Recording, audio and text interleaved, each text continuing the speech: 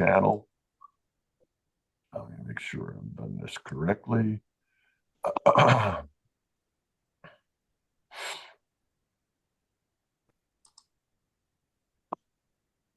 right. I believe we are still recording. Everything looks good. So without further ado, the floor is yours, Marick. And I want to mention to everyone that we will be using a PowerPoint presentation and we will send it to each and every one of you at the end of the presentation. Thank you, Richard. I appreciate it very much. I am a professor emeritus now at the business school at Wayne State University, where I chaired the finance and accounting departments, as well as being a member of the management department. And I also directed a program at Wayne State called Labor at Wayne, which included the Doug Fraser Center for Workplace Issues. It's a pleasure to be here. Federal sector labor management relations has been a labor of love for me for many years. I did my dissertation in the early 1980s on federal sector labor management relations and began it at the same time that the PATCO strike occurred. So since then, it has been really an exciting journey, and today is no exception to that. Rich, if you'll switch to the next slide, please. Will do. I'm starting a YouTube channel, or I have, called Federal Sector Labor Management Watch, in which I try to present in an analytical way issues in labor management relations. So stay tuned for that. I'll be pushing that out on my YouTube channel, which is Marick Masters. But today we're going to cover a little bit about the current state of federal employment bargaining, a little bit about Trump orders in the past and the current orders that have been issued. There have been a slew of them. Legal challenges made by the AFG and NTEU to some of those orders, and the implications for labor and management, and what I call a toolkit. And then last, we'll close with a discussion about what's the end game. Next slide, please. This, I thought, would be interesting to set the stage by saying that there's been a lot in the news recently about federal sector labor management relations, and some of the headlines are really striking in terms of the degree of controversy and concern that has been aroused by the slew of activities that have taken place since Trump took office last week. One of the headlines is that terrified federal workers described the dark mood in the federal sector under this slew of orders. Trump talked about, I think in a somewhat joking way, what he'd do with the IRS agents that he wasn't going to hire, and maybe he would put them on the border because they carried guns.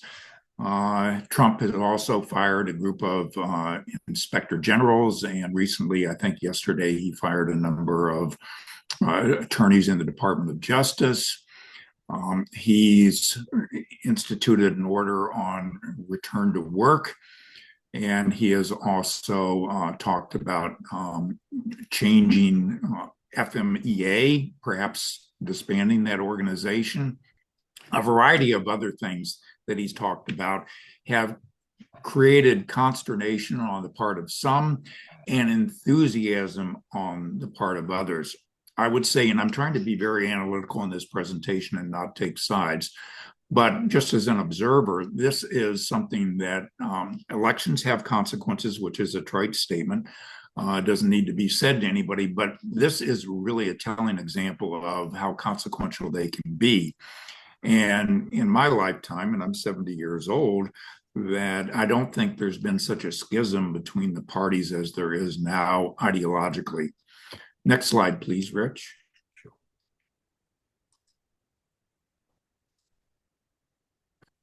A little bit about the current state of membership. The federal sector is one of the most highly unionized sectors in the United States. I noticed that the data on 2024 union membership came out today in the Bureau of Labor Statistics, and it indicated that while union membership ticked slightly downward as a percentage during the last year, it ticked upward in the federal sector, which makes it an aberration to the general trends And I think it's interesting to look at this from what the perspective might be going forward, that I think from an analytical standpoint, there are lots of opportunities for federal employee unions in this environment. Federal employment itself is also a key issue because the efforts underway in the Trump administration through the Department of Government Efficiency aim to substantially reduce the federal footprint in terms of not only budget, but personnel and regulation. Next slide, please.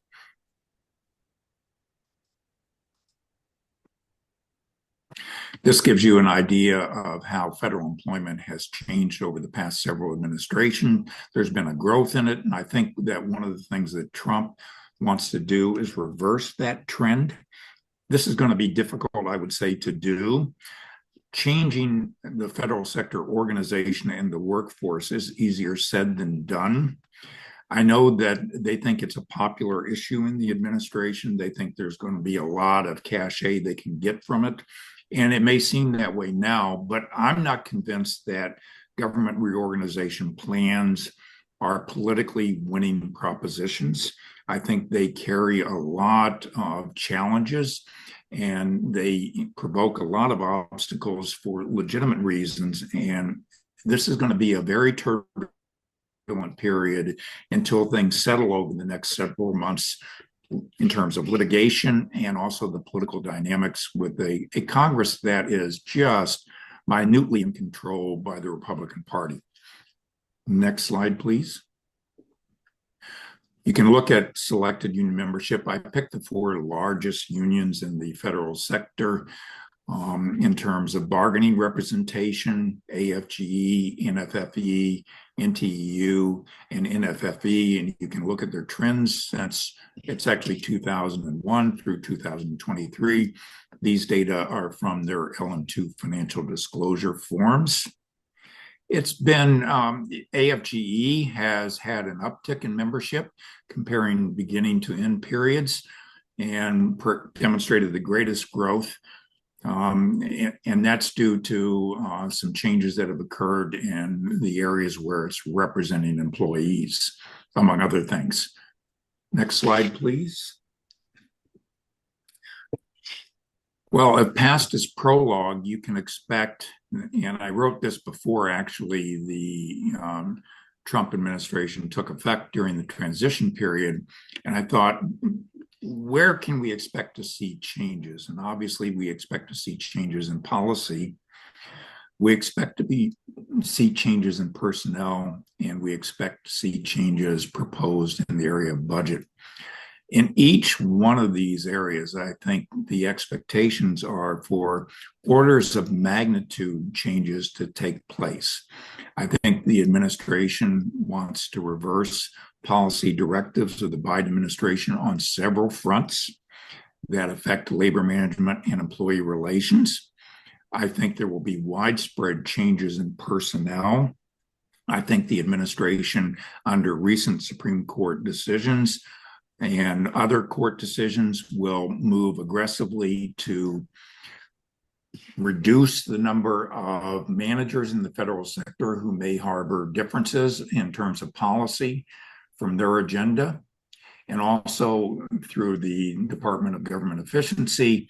However that plays out, there are high expectations for major, some would say draconian, cuts in federal spending and employment as a result of that. Next slide, please. This is just a brief review. And those of you that are familiar with this area, as most of you or all of you are, I won't spend any time on this except to note that we've been here before and we can expect to be here again. The executive order that Trump issued in 2018 on developing efficient, effective, and cost-reducing approaches that was modified as a result of a federal court ruling. The judge in this case, Judge Brown Jackson, is now on the Supreme Court. But I would expect that you might see, as time progresses in the short term rather than the long term, this issue reinstituted in some fashion or another. Next slide, please. I would also expect to see that there would be some sort of an attempt to impose restrictions on official time and the usage thereof, just as the case that was done in 2018 under the Trump 45 administration. Next slide, please.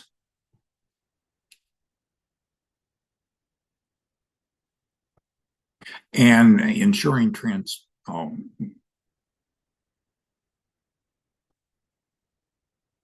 next slide, please.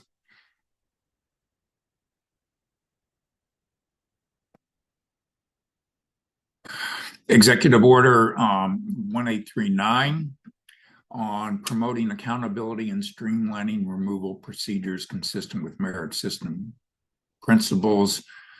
This was aimed at making it easier to fire certain federal employees that perform certain types of work that are in significant policy-making positions, and to give them greater latitude over the service of these individuals. And next slide, please. And this creating Schedule F, which has been renamed Policy and Career. This was an effort on the part of the original Trump administration beginning in October of 2020 to create an exempted category of federal service to give agencies to have more opportunity to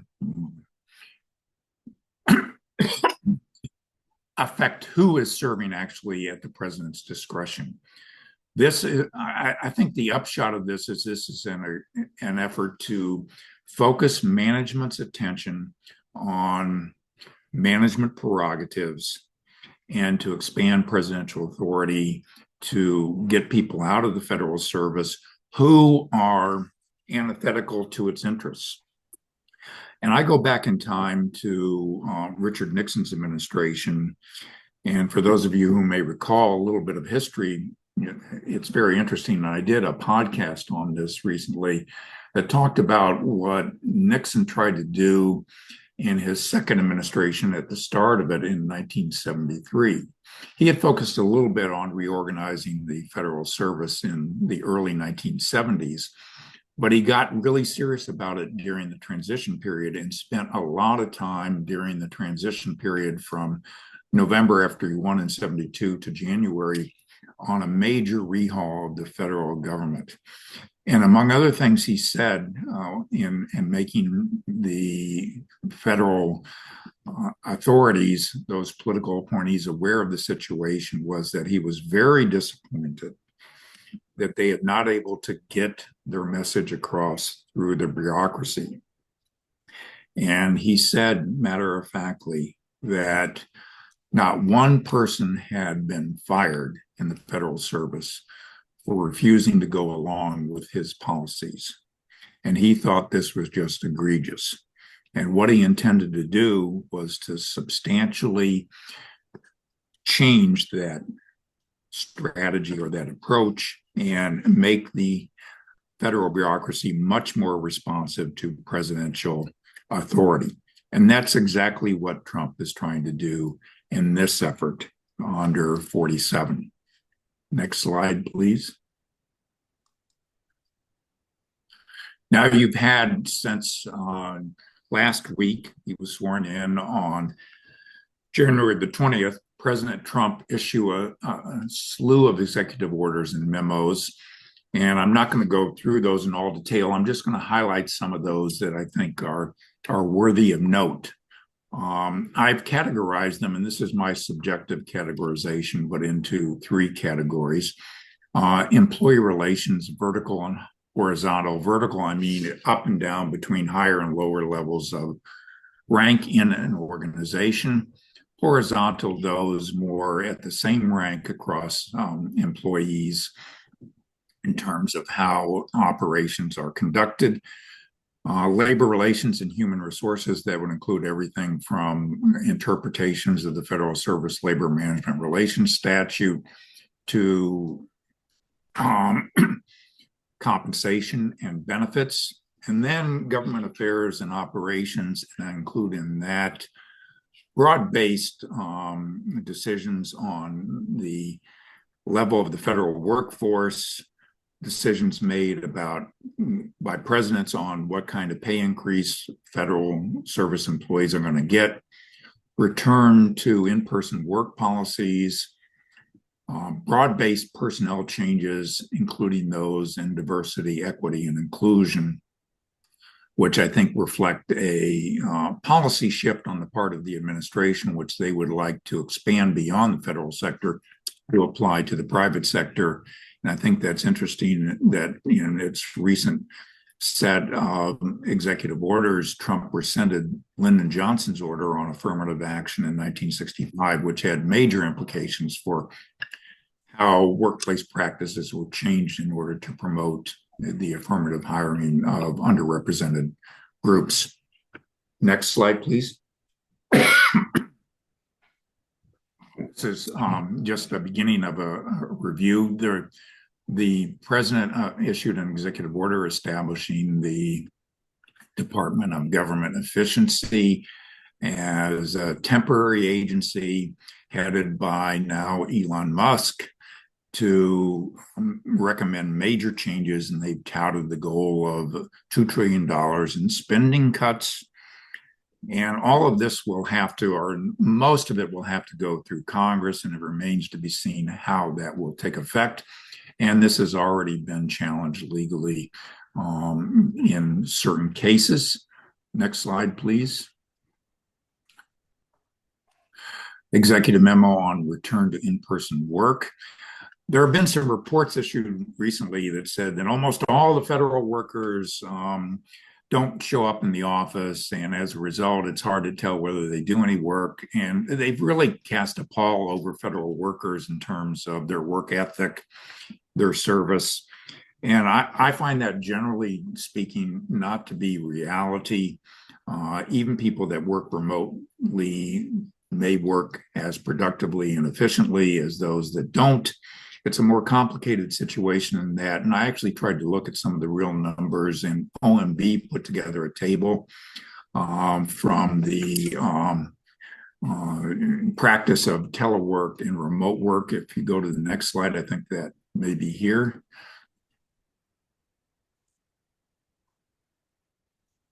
And you can look at this at your leisure, but this shows the extent to which people are eligible in the federal service for remote work or telework, which is distinguished.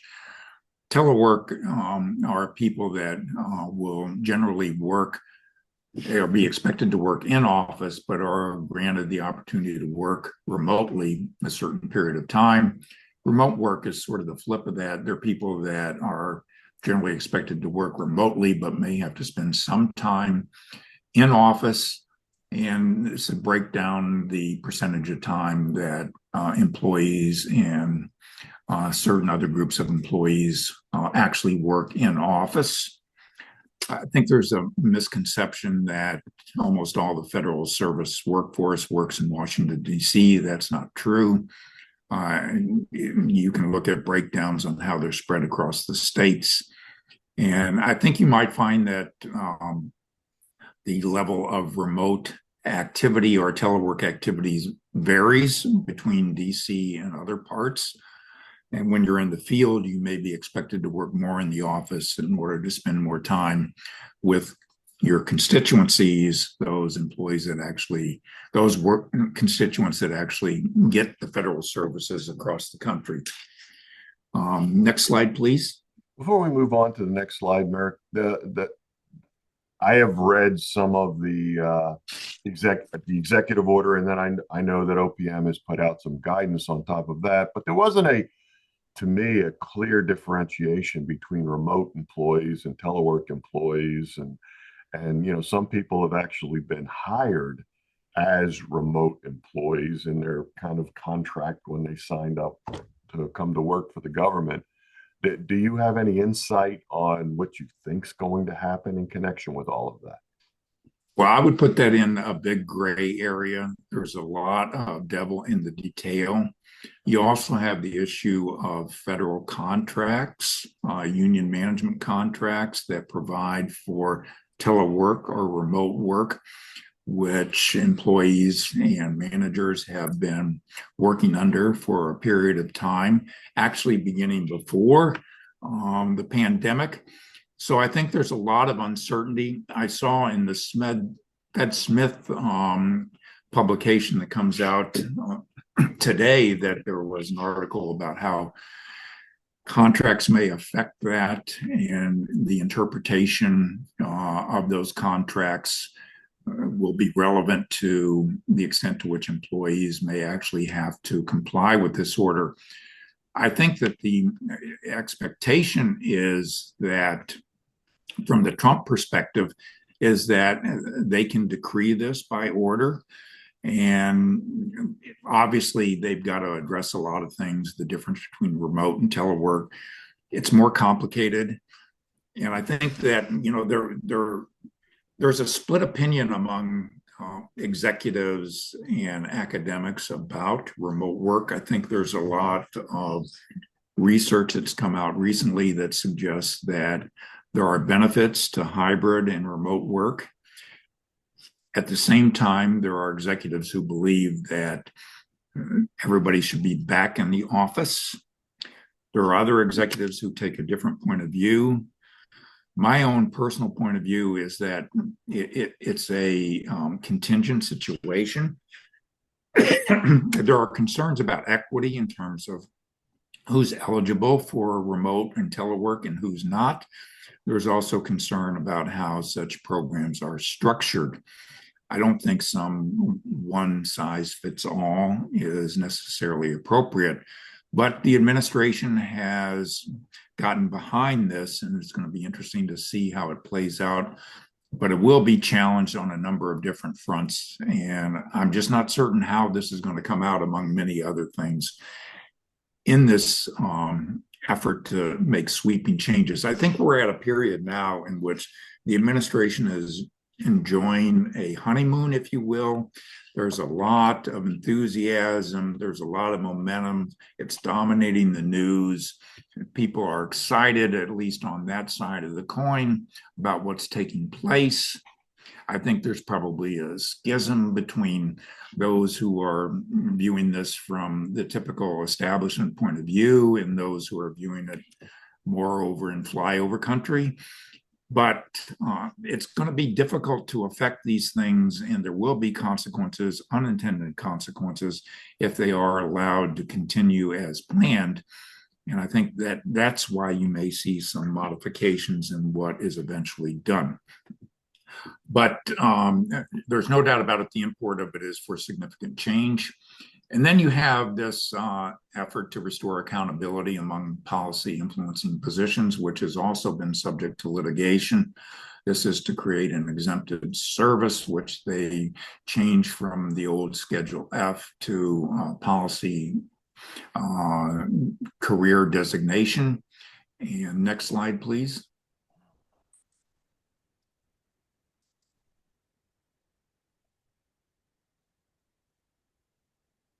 Senior executive service. Similarly, the president wants greater authority to make changes in the senior executive service. This is very consonant with the view that the bureaucracy, if you will, should respond on a dime to the policy directives of the president. And one way to do that is to ensure that managers at all levels comply with presidential directives and do more than just comply with them, but aggressively pursue them in terms of implementation.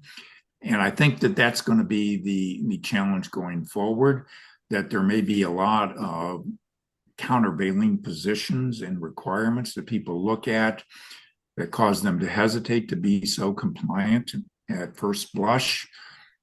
And we're going to have to sort this out going forward. Next slide, please.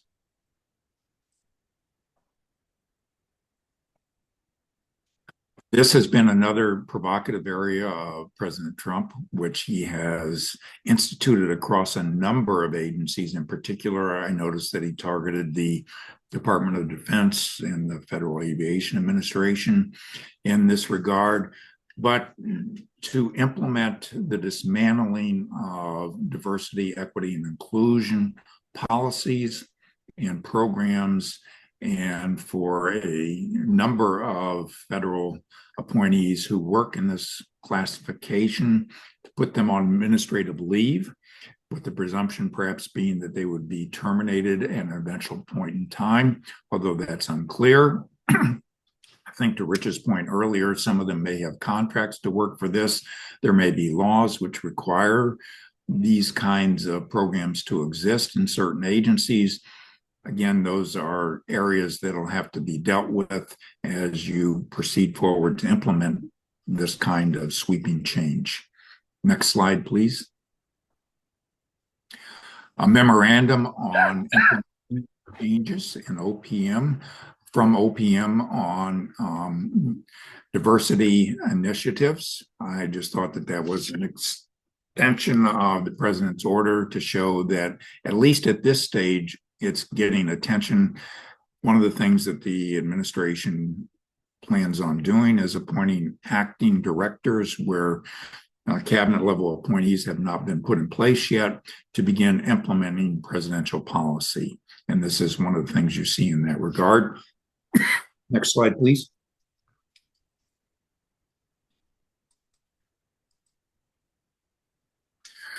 AFGE has, through its participation in other groups, challenged the legitimacy of the Department of Government Efficiency, its compliance with the, I think, Federal Advisory Committee Act. And NTEU, through litigation, has challenged the legitimacy of the new executive order dealing with the old Schedule F, or the policy and career classification, to be exempted from the competitive service. Next two slides provide what the parties, in this case AFGE and its co-litigants in this case, are seeking in terms of relief from the courts. And the following slide covers what the National Treasury Employees Union is seeking in terms of relief for its request in the courts to rescind the executive order on Schedule F, or the policy career exempted service. Next slide, please. This is something I think where the rubber hits the road, is that there are lots of implications for these orders and management actions on the parties, the constituencies. And I'm looking at some of the constituencies here in terms of labor, management, and neutral. These are broad-based. Labor technically would include not only union represented employees, but also those in the non-union sector. Management includes those at the middle level, those at the higher level who are career appointees, and those who are political appointees. And then neutrals include those who might work for certain government agencies, such as the FMCS and the Federal Service Impasses Panel, but also those on the outside who are contracted to provide mediation and arbitration services. But when I look at it from the employee relations, labor, human resource, and government affairs standpoint, one of the things that I see for labor coming out of this is increased workplace disputes, increased litigation, and also increasing costs of doing business. And one of the things that I think that I alluded to earlier is that I think there are opportunities for unions to convey their message of representation to workers who have not joined the union, are not sought to be represented by unions, to say there are advantages to having union protection in this kind of an environment. And they should think about exercising those rights. In terms of government affairs, I think one of the challenges labor will face in terms of government affairs policy is that if the administration is successful in reducing employment, there could be reductions in union membership as a result of those budget cutbacks. And also, the union will have to deal with any agency or program closures that result and how they represent employees who may be adversely affected by that. And again, I think it's going to be more expensive for labor to represent its constituencies in this situation, unions, that is. And they're going to have a real interest in making certain that they are as adequately funded as possible to ensure that they can do this. In terms of management, I think that management is really going to be in a vice. I think there is a possibility of the increased politicization of management. I think managers that don't go along with the Trump program could be targeted for termination.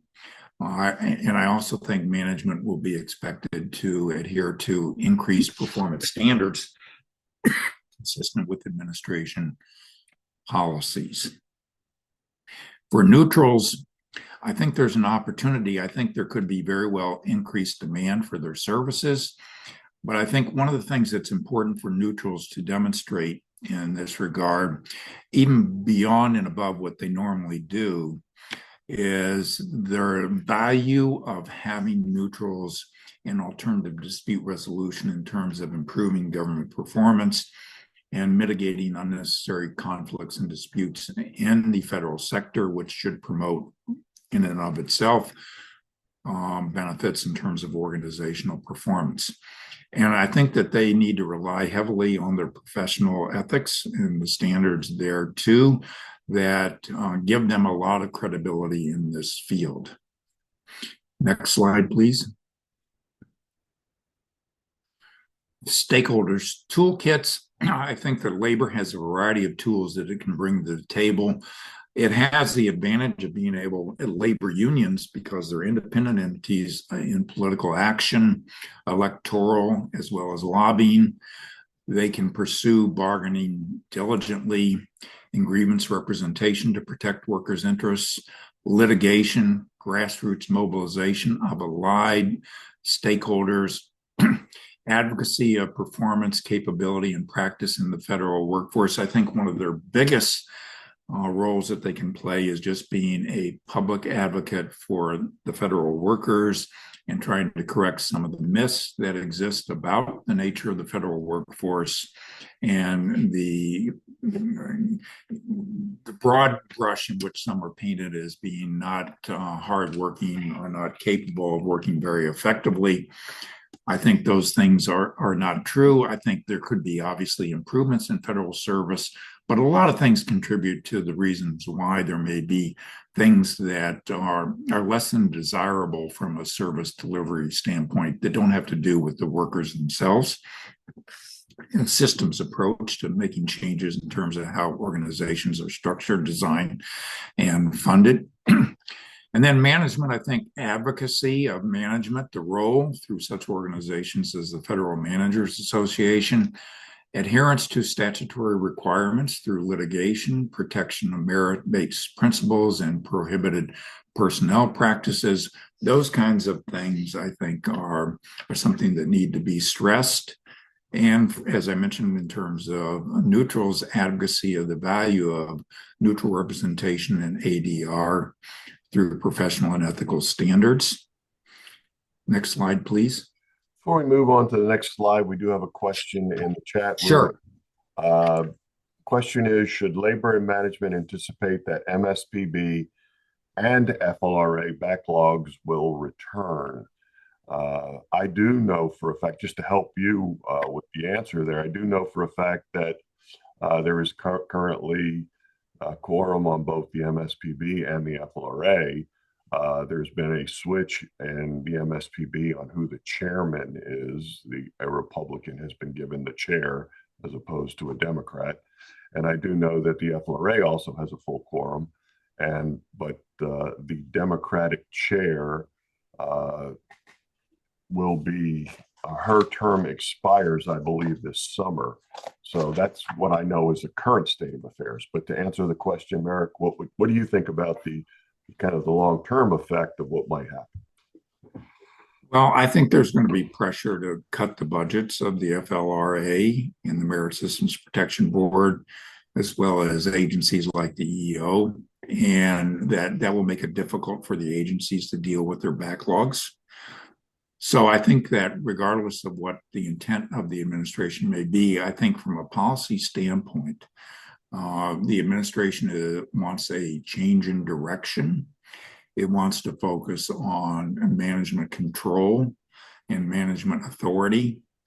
And I don't think it's going to necessarily be as concerned about how disputes with employees, either before the Merit Systems Protection Board or the FLRA, how quickly they're resolved, as much as it will be in just changing policy direction. That's my initial take on the situation.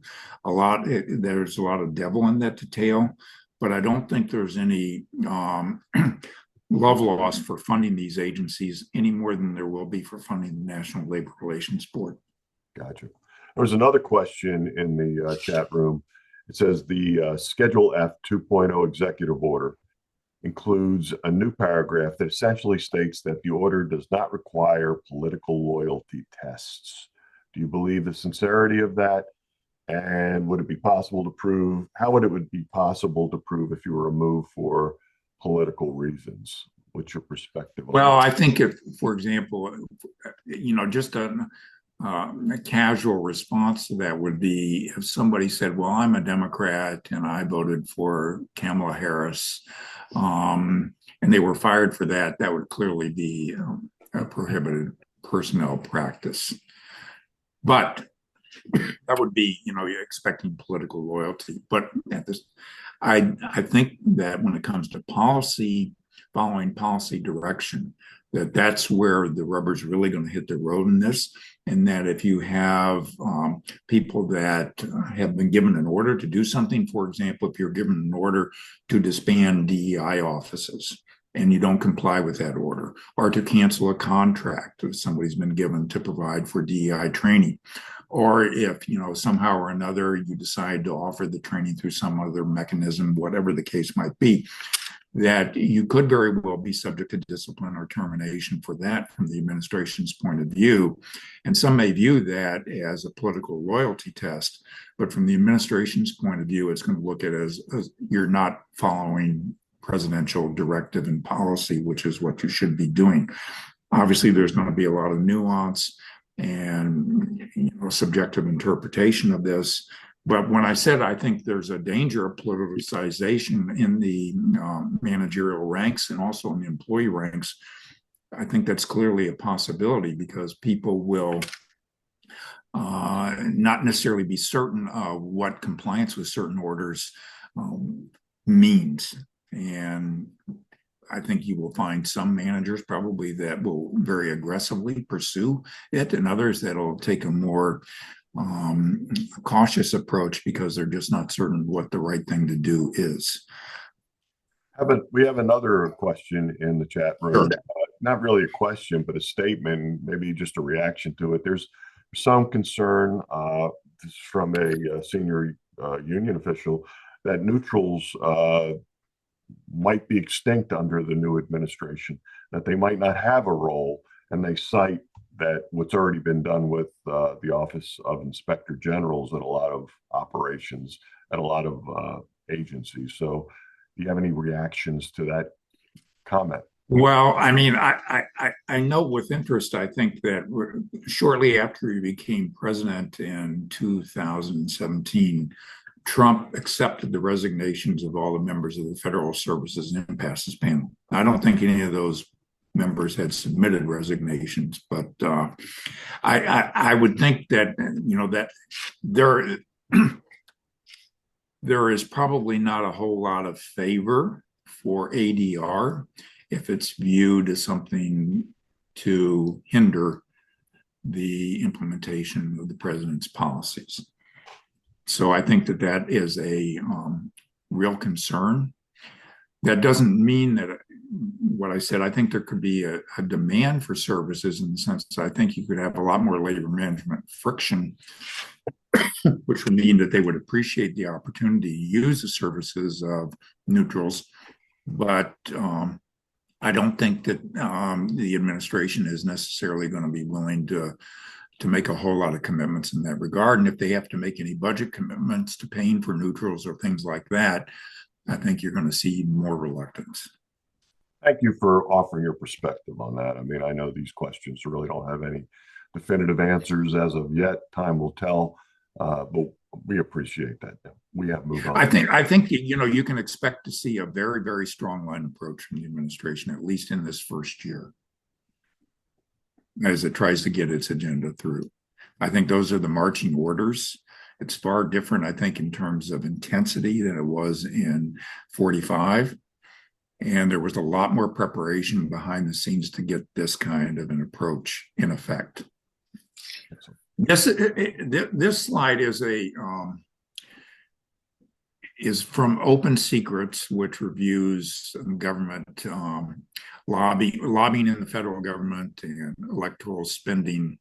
And I point this out because there are, according to this slide, 703 lobbying entities which file disclosures under the Lobbying Disclosure Act, which are filed with, I think, the clerks of the House and Senate, or the Secretary of the Senate and the clerk of the House of Representatives. And they have interest in government operations. There are a lot of organizations that have concerns and want the federal government to work better, and I think could be potential allies of stakeholders in the federal sector to promote their agenda in terms of trying to improve performance as well as protect the rights of employees and managers in the federal service.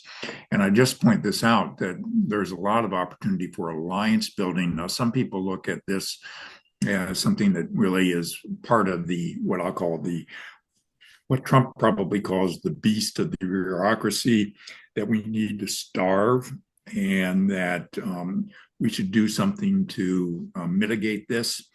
But it's the reality that has been true since the inception of time, that groups and people get together to lobby for their concerns and common interests. And I think that there may be a lot of room for people to find allies and support for their efforts in this regard. This is just stating the obvious, but to show the scope of it, I thought I'd put this slide forward. And I'll go to the last slide. So what's the end game here? I hear a lot, about certain things. One of the end games of the Trump administration is to reduce the size and scope of federal government activities. They would like to reduce, as I said earlier, its footprint budgetarily in terms of personnel and in terms of regulation. I think there's also a clear intent to reduce managerial discretion in performance management, that managers are expected to require employees and require other managers to perform at certain levels consistent with certain policy directives, and there's not going to be much exception that will be tolerated for that. I think that you will see an effort to erode the competitive service, to extend presidential powers with regard to overseeing certain employees, even those in the career service. And I think that you will also see a unitary form of management philosophy that is designed. I think the notion behind making the bureaucracy accountable to political appointees is very consistent with the notion that the bureaucracy should align itself with the policies of the president and work uniformly to execute those. And that the sooner they do that, the better. And that's a different type of view of government than the competitive service, in which you have professionalization and other kinds of independent thinking that goes into the calculus of decision making. So it's just a shift in emphasis. Uh, it remains to be seen just how directly the administration wants to reduce the role of unions in determining governmental operations. If it does introduce the executive orders on collective bargaining efficiency and reducing official time, those kind of, and streamlining discipline and discharge in the federal service, I think you'll see that they really want to weaken the role of unions directly. But I think more indirectly now, there is going to be such a focus on management prerogative and management directive and getting that implemented that there will be less of a role for unions, particularly to the extent that they are perceived as obstacles to getting what the administration wants done. And I don't think that's a surprising thing. I think it's very much what everybody expected when this administration took over. So I'll be happy to take any questions or comments that people have. We have another question. I see that the new executive order on Schedule F would put agency collective bargaining agreement negotiators under Schedule F. What impact might that have is the question. Well, I think that could depend very well on how it's implemented. I think that if you were to see a slew of executive orders come out that affect interpretation of the Federal Service Labor Management Relations Statute, they'll want people in those positions that are supportive of the president, and that if they perceive the current position holders in that regard unsupportive, are insufficiently supportive, that they will be terminated. I don't think there's going to be any hesitation to the extent that it can do it on the part of the administration to terminate people in the federal sector if they don't go along with the program. They think they have the authority to make such terminations. I think they made that abundantly clear. And there are lots of people in the administration who are in an advisory role that want to see that done. And just, as a neutral, and I've started this podcast called Masters and Votes with my colleague Bill Votes, The Business of Politics, looking at the business of politics. And I listen to the news from alternative news sources on both the left and the right. And one of the things when you listen to the right, they are unabashedly direct in terms of they want people gone. They want people removed from the service who they think were political under Biden. And they want people in the federal service who are not supportive of Trump's administration terminated. That's what they expect. That's what they're pushing for. And I think Trump is very receptive to that idea, at least at this point in time. Thank you. Do we have any other questions? Feel free to type them in the chat room. We'll pass them on while we're looking to see if there's anyone else. There is another one.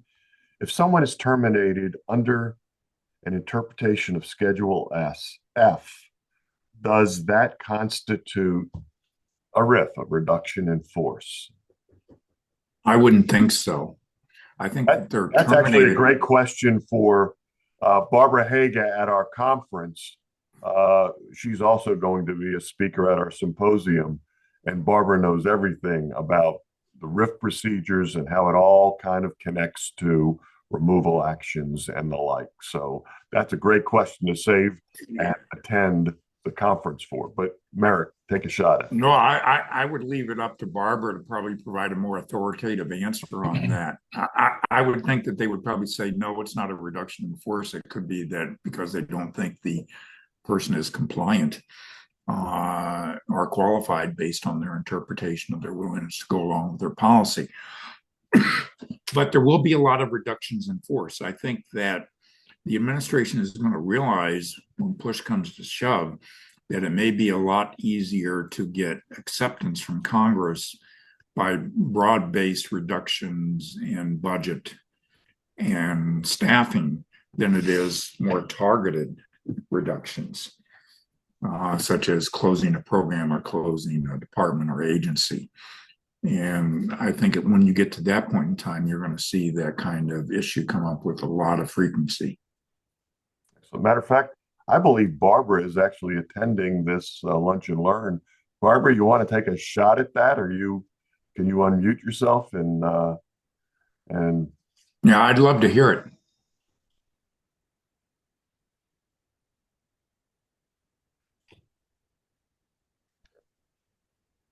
it looks like Barbara wants to wait for the symposium, but that's okay. We'll another good reason to attend the symposium.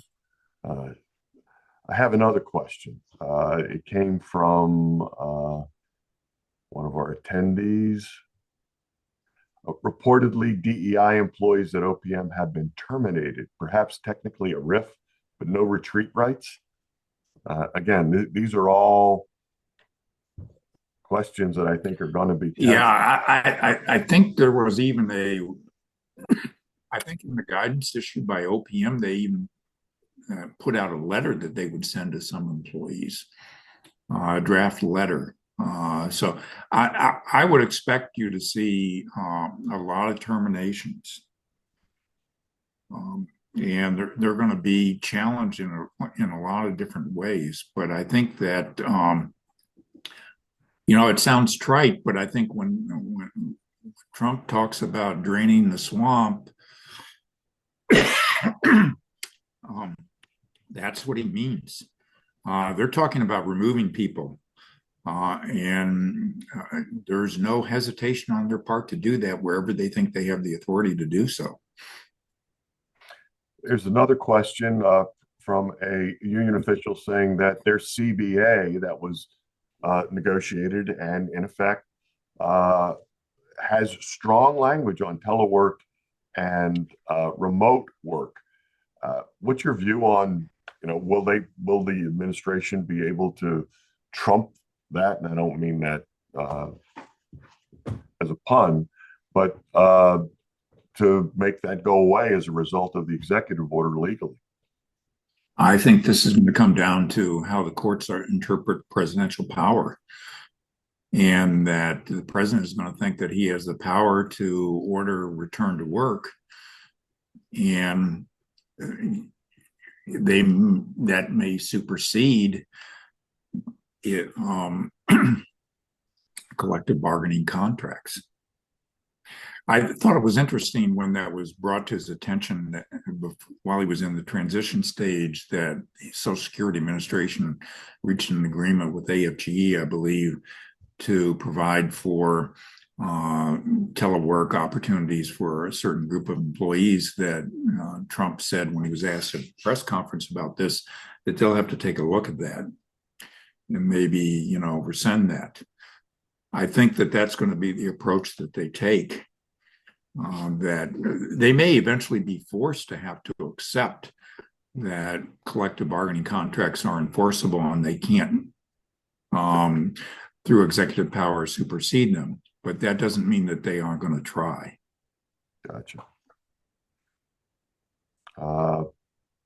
There's a comment about concern about democratic government. How are we going to survive the swings of the spoils model of public administration? I think you've touched on a lot of that. I would simply say that here you have conflicting points of view, that a lot of the conservative advocates, and the Republican Party really has today under Trump, it has two wings. It's got a populist wing and it's got an old, what I'll call free enterprise libertarian wing. The free enterprise libertarian wing wants less government, and it believes in having a government that is very responsive to presidential directive. I think they view that, and one of the reasons that Nixon wanted to reform the executive branch and reorganize it was to make it more responsive to the voters. And I think Trump would say the same thing. So they would interpret a spoiled system, if you mean by that, more attention to political appointees and implementing their directives, as something very consistent with democracy. But I think that there's another interpretation that you need a professional and a merit-based bureaucracy in order to best serve the public, and that's really consistent with democracy. How that plays out, I'm not certain. There's going to be a lot of tension over the next several years, certainly the next 4 years, between these different perspectives.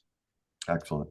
And there was one more comment about that OPM shared a Chico Council document on 12325 that speaks a bit more to the remote versus teleworkers. So keep your eyes out. Yeah, OPM does have a pretty good statement about the difference on its website. So I think that that's a good thing to look at. Everything's sort of been lumped together in one big ball of wax without any attempt to provide some distinctions or analysis of where it might be inappropriate or appropriate to have remote and telework. And I just don't think we're at the point now when you want to make these kinds of major sweeping changes. Just like when Jamie Dimon says that people should come back to work, period. I mean, that's it. Right. And that's the management prerogative, management philosophy. It's also very interesting to note that the nominee for OPM is a private sector individual, not from within government, who probably has much more of a private sector perspective. And again, while there are guidance documents coming out now, I'm sure all of this is going to evolve over time and may be revised over time. So it's going to be interesting.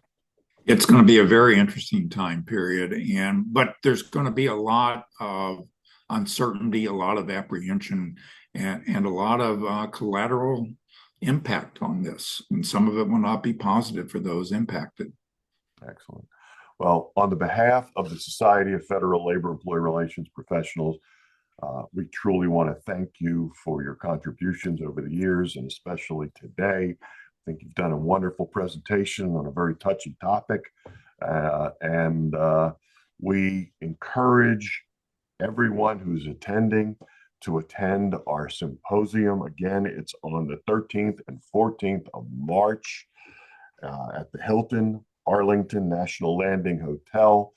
We will have an opportunity to have a lot of the key players, hopefully some that have been confirmed and are now leading some of the agencies that will impact on the topics we talked about today.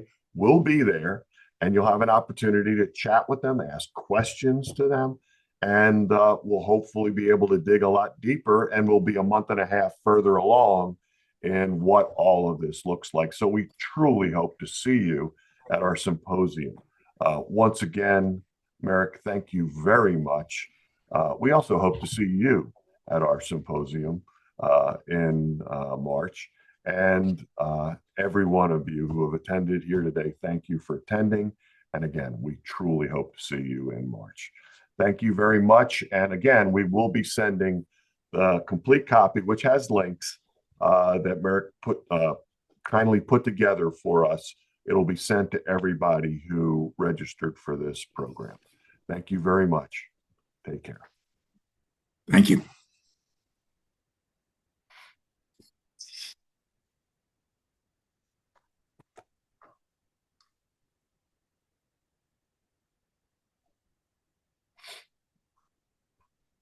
Eric, if you could stay on. Yes, that's what I plan on doing.